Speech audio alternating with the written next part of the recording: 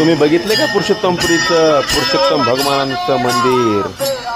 आज महाशिवरात्री निमित्त या एकादशीच्या निमित्तानं पुरुषोत्तमपुरी येथे हजारो भाविक अनेक गावातून महाराष्ट्रातून अनेक ठिकाणाहून येत आहेत.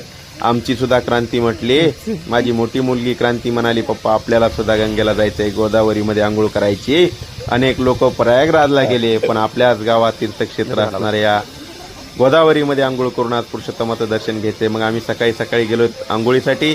हजारो भाविक या गोदावरी पात्रा तीर्थक्षेत्राच्या ठिकाणी आंघोळीसाठी आले. त्यानंतर क्रांतीने सुद्धा आंघोळ केली आहे, मी आंघोळ केली आणि आम्ही नंतर आवरून निघालो पुरुषोत्तम मंदिराच्या पुरुषोत्तम भगवानाच्या दर्शनासाठी.